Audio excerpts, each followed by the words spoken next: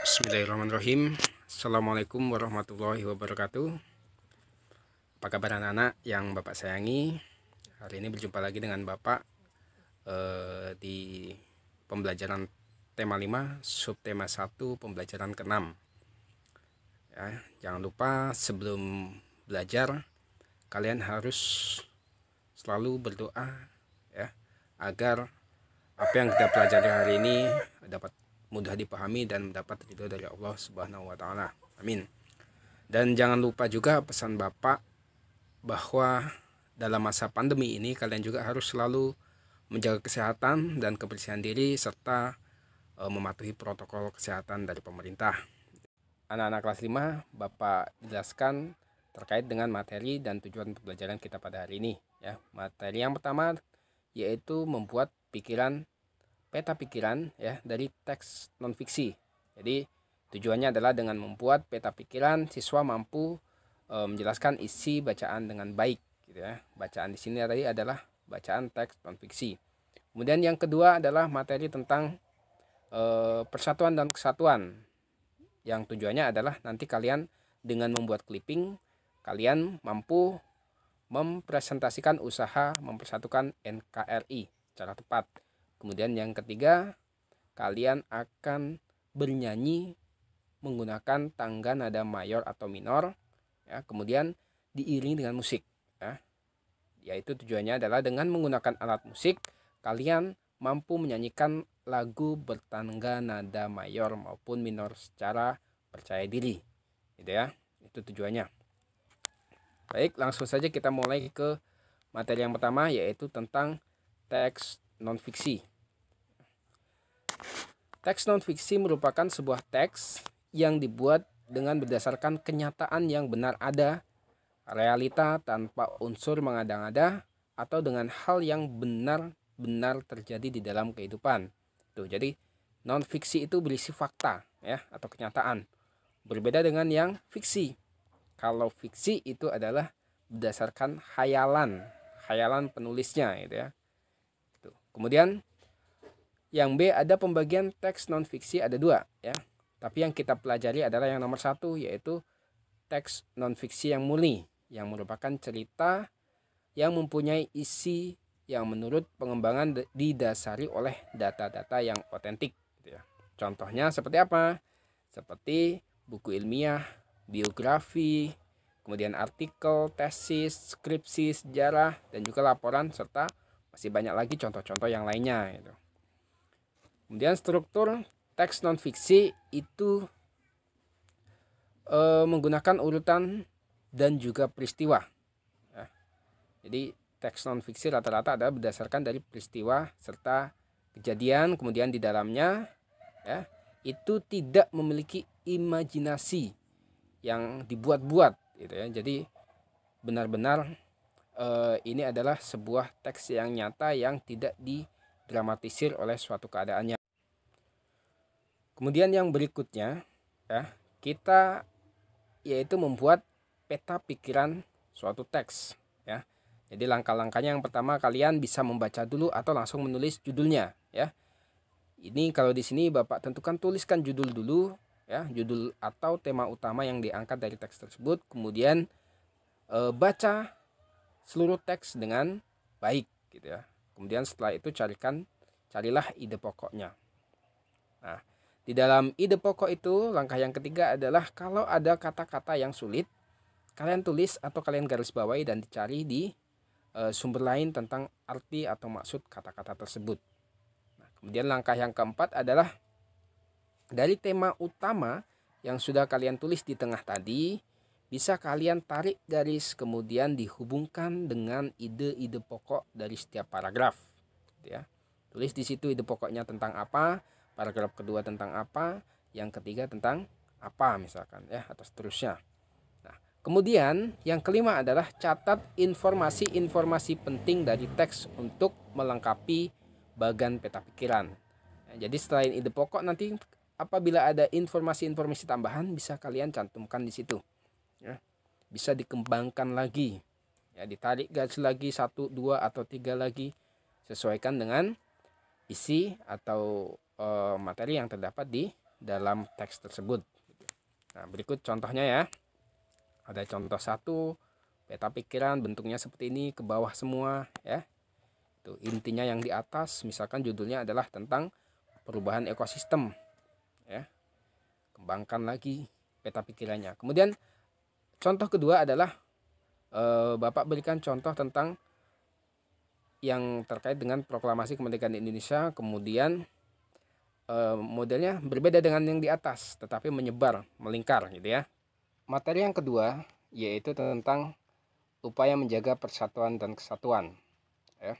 Jadi di sini apa itu persatuan dan kesatuan? Jadi kalau persatuan itu adalah utuh artinya atau tidak terpecah-pecah.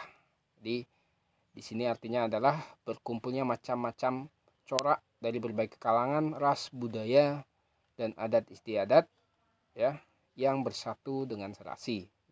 Kemudian kalau kesatuan adalah hasil dari persatuan yang telah menjadi utuh ya.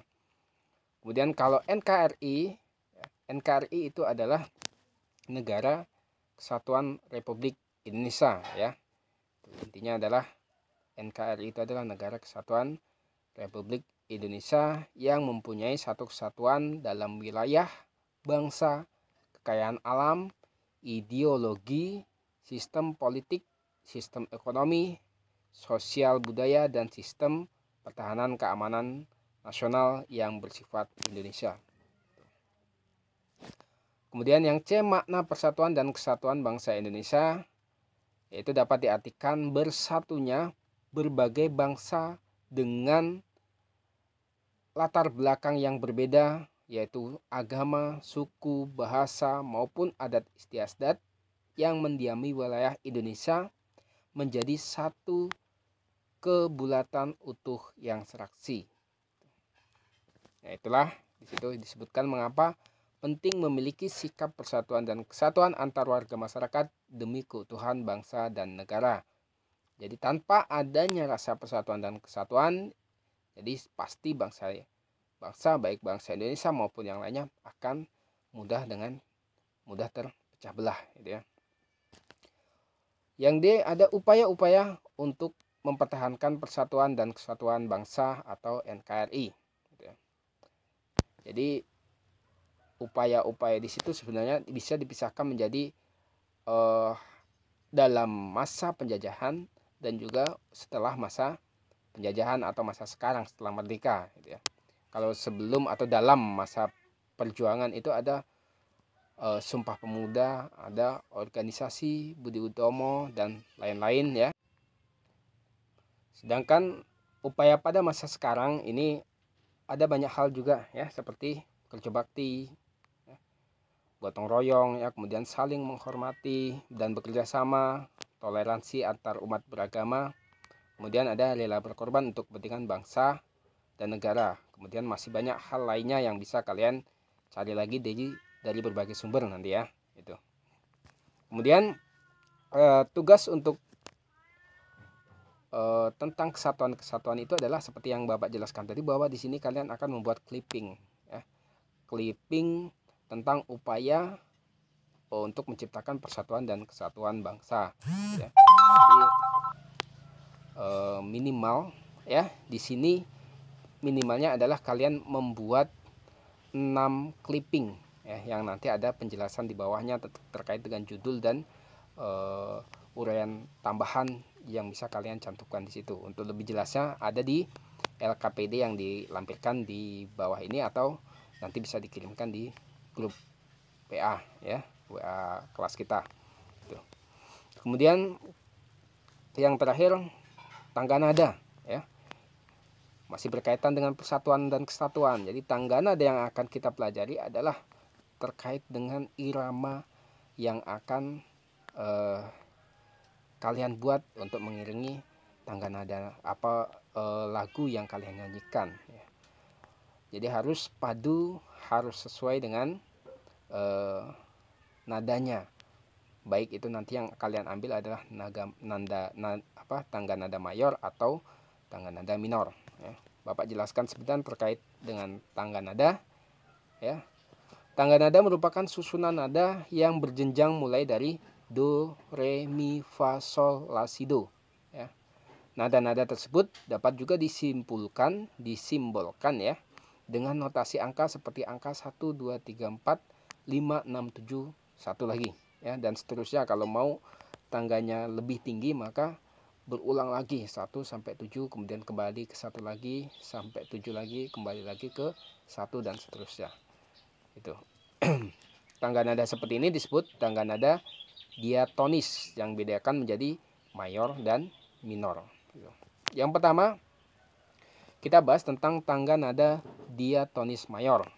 Di sini ciri-cirinya adalah bersemangat ya.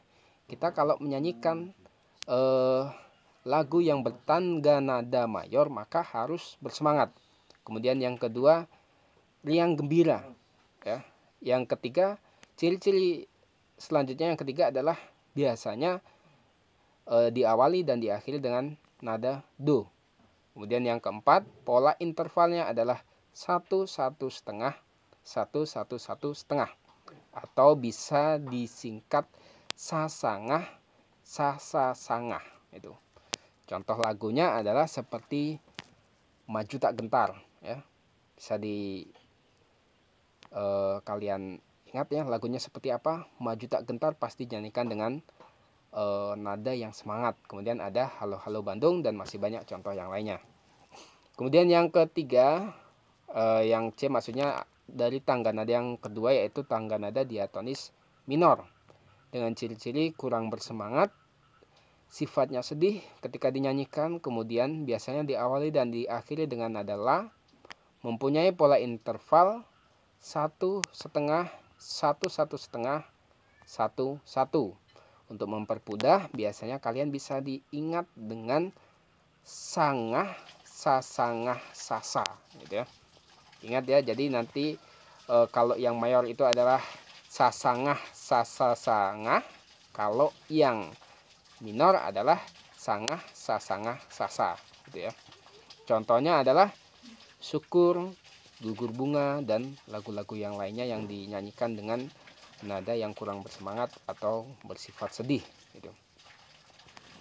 Terkait dengan tugas, di sini ada contoh-contoh video ya dari YouTube yang sudah Bapak berikan linknya di media di bahan ajar ya. Kalian bisa klik, bisa contoh, dan kalian bisa bereksplorasi membuat susunan, membuat irama yang cocok untuk mengiringi tangga nada minor yang kalian nyanyikan. Ya, di sini Bapak bolehkan kalian menyanyikan lagu yang minor maupun yang mayor, gitu ya. Coba kita buka contohnya, ya, seperti ini contoh videonya, perhatikan ya. Berjudul Ampar-ampar Pisang. Ampar pisang di sini ya. Ampar-ampar pisang, pisangku belum masak. Masak sebiji diurung beli-beli, mangga lepok. Masak sayur bengkok, bengkok dimakan api, apinya sang surupan. Bengkok dimakan api, apinya sang surupan. Nama-nama diskutung, dipi dawang. Nama-nama diskutung, dipi dawang. Ya, jadi seperti itu ya contohnya. Itu menggunakan alat-alat musik ritmis ya. Jadi seperti kalian bisa gunakan alat-alat musik dari dapur atau dari yang ada di sekitar kalian ya. Kalian juga boleh menggunakan alat musik melodis jika kalian memilikinya di rumah ya, seperti piano atau gitar ya, atau seruling dan yang lainnya untuk mengiring lagu ya. Syaratnya yang mengiringi kalian, yang menyanyikan juga kalian ya. Jadi tidak dibantu dengan orang lain, kakak atau yang lainnya, itu tidak ya. Mereka membantu memvideokan atau menyuting ya. Jadi yang membuat iringan dan menyanyi itu adalah kalian ya. Semangat ya buat iringan yang bagus ya, karena nanti akan dinilai ya. wabarakatuh. Baik anak-anak, demikian materi yang dapat Bapak sampaikan.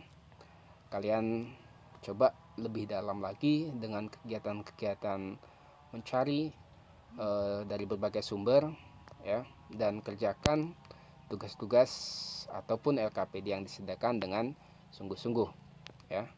Bapak akhiri, wassalamualaikum warahmatullahi wabarakatuh.